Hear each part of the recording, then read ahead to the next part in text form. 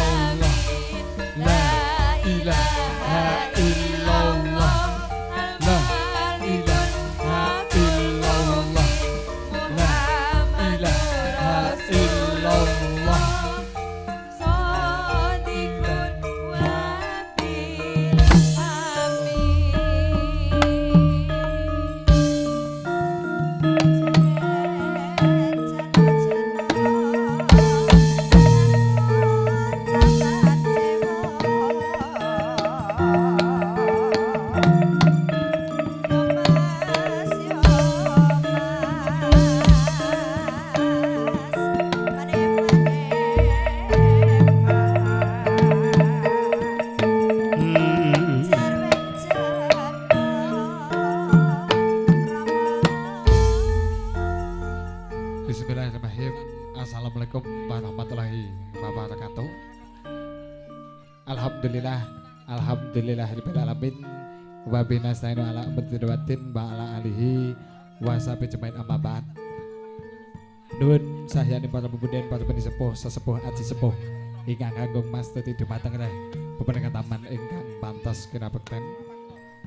Kadang setar pangemban pang badhe praja satenaken ingkang satuh wicaksana pantas pinundi. Para ulama kaya santri ingkang caket mring ilahi ingkang satuh dados panuntun kiblat ing panembah ingkang sinudarsana. Para tamunan kakung semawon putri tuwangger kadang mudha mudantana ya padha tepanen kang dahat sinunging bagya mulya. Dan kepada saat ini pun semoga panjenengan sami kula dherekaken ngunjuk syukur wonten dalem ngarsa Gusti Allah.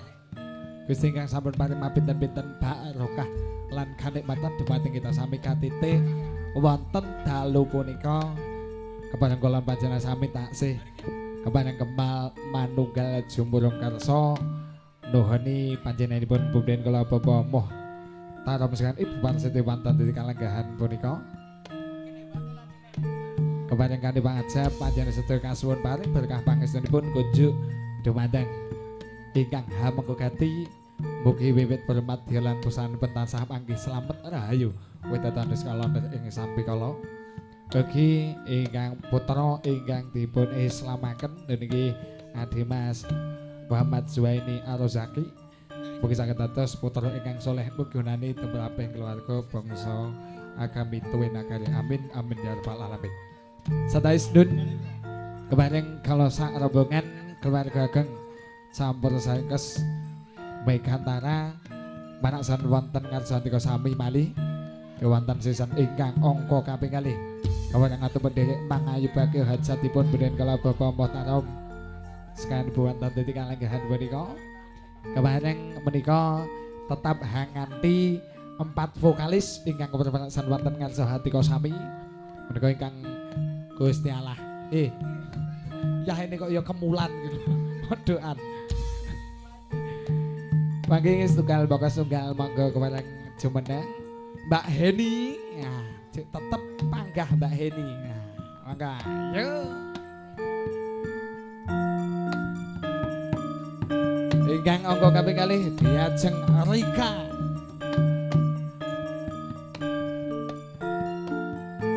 Ingkang angka kaping 3. Nah, tetep menika sinden Gedebuak.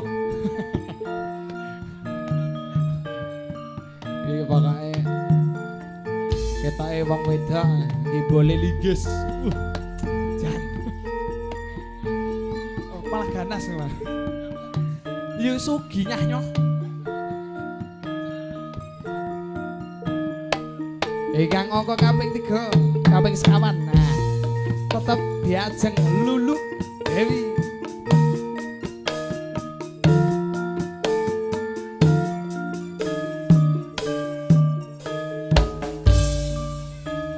Sadaya kepada kelesang rombongan manaksan wonten karsatika sami supaya pangripun saka panjenengan wonten titik kalenggahan menika.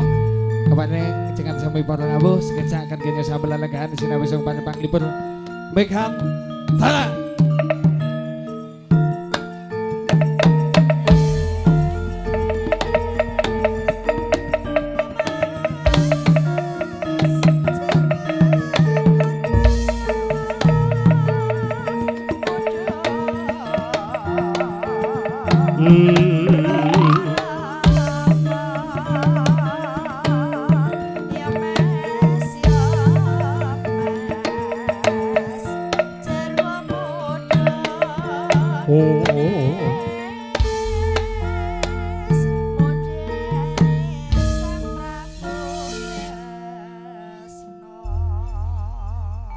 Hambuka wiwananing suka satu lebih dewa di vokalis kur sesarengan Megantara co manak swan mangga.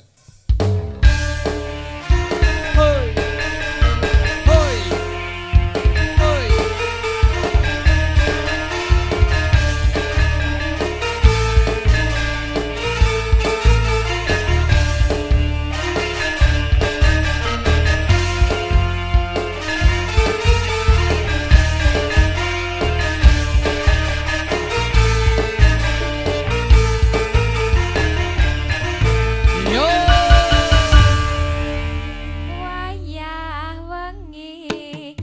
dan Kris